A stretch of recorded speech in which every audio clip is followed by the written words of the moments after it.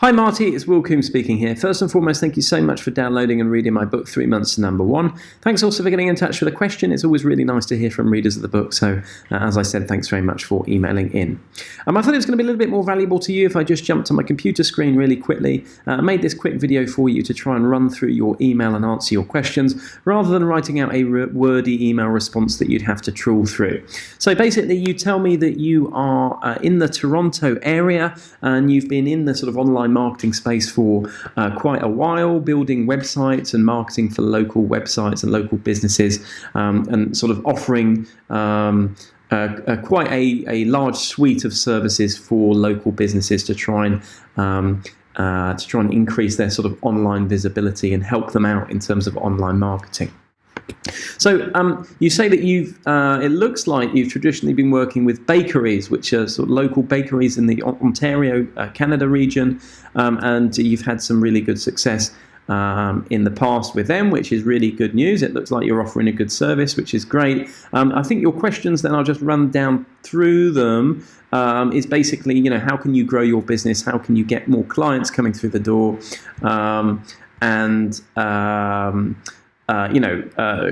What's the sort of my advice to you, having read your situation? So let's have a look at your questions then. Do you have tactics for identifying and getting the attention of small business owners that are actually willing to invest in their SEO? So I absolutely empathize with what you're saying in terms of small businesses, and in terms of their sort of apathetic view of online marketing. And unfortunately, it's just a numbers game. Unfortunately, the reason why a lot of small businesses remain small businesses is because they're fairly small-minded with their aspirations in terms of growth. You'll find, I'm sure you found it, a lot of people don't actually want to grow. They're very happy with the amount of leads, the amount of clients that they've got already, and it's almost as if they've read a couple of blog articles talking about online marketing, and they feel like they have to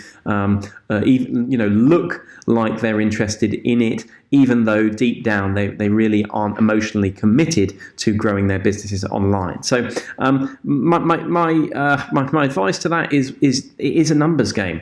There are going to be small businesses out there that are very much ambitious, and when you come across them, then you obviously going to get on very well with them, because you are, what it seems, very passionate about growing businesses online. And then if the business owner is passionate about it as well, then you're going to have a really good fit. So the first question: do you have tactics for identifying and getting the attention of small businesses that are actually willing to invest in their SEO?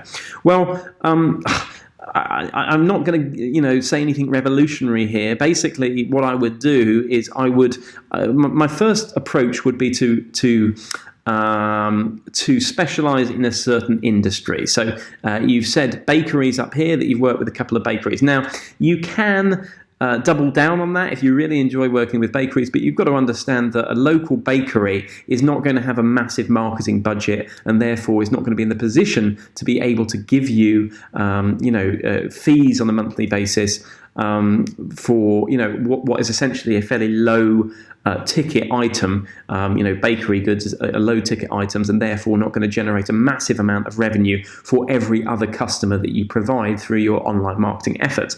So I would actually pick an industry. I'd spend a lot of time looking at different industries online, looking at different local businesses, trying to identify local businesses that you think have sort of high price ticket items. For every sale, they generate a significant amount of revenue. So even if you got 2 or 3 more customers for a business on a monthly basis, that would actually pay for your own services and give them profit at the end of the day. So I would, at least specialize in 1 or 2 or even a handful of industries online that I thought suited itself to online marketing, and where I thought people who are starting those types of businesses within those industries are more disposed to having a more competitive outlook on their business, and more disposed to actually wanting to grow them, as opposed to just happy to have a lifestyle business that pays the bills. So that was my first thing. Once I'd identified those industries that, 1, I thought were profitable in the future, and 2, I was actually passionate about those industries myself, and helping businesses within those industries grow, then I would actually go onto Google and try and find the keywords locally that people are actually searching for. So if that, let's just say that's an HVAC company, let's say it's an air conditioning company, I would then go into Google and start having a look at search terms like furnace repair in Ontario, or HVAC company in Ontario, or wherever the local industry you want to help out it is. And then I would look through the search results. I would look through the different businesses on those pages. I would look onto page 2 for those pages and have a look at websites that are clearly investing in their online marketing, but obviously they're on page 2 for those big keywords. So those are the companies that you really could help. I'd make a list of all of those companies on page 2 or at the very bottom of page 1 who look like they're serious about what they're offering, look like they're a serious company with a view to grow. And then I would try and find the contact information for them. You say that you're good at cold calling and making first-time introductions, which is a massive bonus. That's going to really help you out. And what you can do is be really serious about those companies. You're trying to be very selective over the businesses that you pick initially, that you add to your shortlist. And then I would invest quite a lot of effort into those businesses, into getting in touch with them. And what you could do is a good tactic is what I'm doing now, making a very, very, very quick screencast video of the search engine result page, talk about what you would think about doing, talk about some of the issues with their website at the moment, and just give them a little teaser. And basically, you're highlighting that they have a problem. Talk about how that if you can get them from the second page of Google to the first page of Google, how that will exponentially grow their traffic, which will obviously translate into exponential growth in terms of revenue for their business. If they do trust you to get them onto the first page of Google, and you talk about how that you're confident in doing so, send them that video. I'm talking about 5 minutes in front of a computer talking about their business, and send them that video. Get them on the phone and say, look, I've just made this very quick video for you. Would you be happy to, if I just sent it over for you, take a quick look. I've highlighted a few issues that I think you've got, and I've highlighted a few opportunities that you have. You're much more likely to get business owners like that engaged if you can kind of reduce the sort of risks for them. If you can kind of speak to them in plain English, as opposed to talking about all of online marketing terminology that they don't understand. So that would be my answer to the first question. Would you recommend a product or niche where some effective writing and SEO techniques could add to my income as affiliate marketer? Basically, I'm not actually going to answer that question. I'm going to actually basically give you advice in. If you're going to do affiliate marketing, do affiliate marketing. If you're going to do client SEO, do client SEO. I learned the hard way. If you try and focus on too many different channels of monetizing SEO, basically you spread yourself too thin and you don't do a proper job on any one of the forms of monetizing SEO. Personally, it sounds like you're very passionate about local SEO, so I would just spend all of my time building my local SEO business. I wouldn't be concentrating on affiliate marketing. Trying to get a website onto the top of Google is going to be a huge time investment, regardless of what industry you're in. Gone are the days now that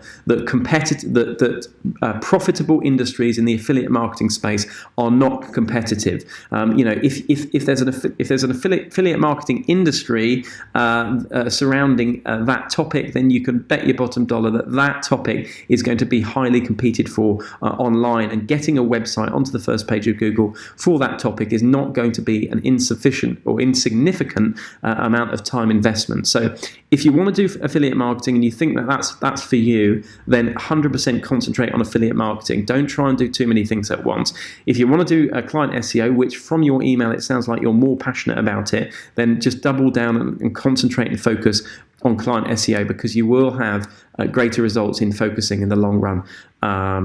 So that's kind of my advice there. And to answer your question very quickly, no, I don't really have a specific product or niche that's going to give you fast results, which it sounds like you want from that question. Last one: do you feel there's an opportunity to approach a business for video services that would in turn help their SEO? You love making small business product videos. Well, that's great. That's a great service that you can offer. And it seems like my advice would kind of be, don't overwhelm local businesses straight away. The key is to go in and do one thing and do one thing well initially, to build that initial relationship. Get them on the phone, cold call them, do that little video, screencast video that I was talking about. Let them know that you actually genuinely do care about their business and that you can actually genuinely help. Then when you agree to doing something for their business, let's say it's SEO, then really concentrate on a very small thing, whether that be get their website on Google Maps initially, just to show them that you have the expertise on Google and you understand Google enough to help their business in the future.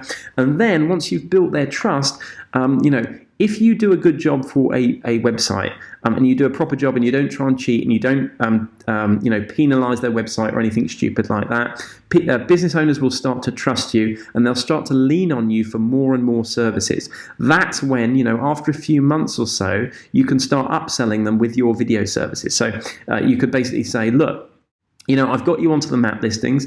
I've redesigned your website or whatever service you're doing for them. And you say, look, with a client, with previous clients, I've helped a few previous clients by creating a really good video that promotes their services on their website, and we've noticed that it's increased their sales and it's increased their Google position because blah blah blah blah blah, because it increases engagement. Google likes to see more time on page, and that helps your ranking. And because you're giving a clear call to action on your on the video, it helps your conversion rate and it helps the general user experience of the website. I really think this would be a good idea for your business.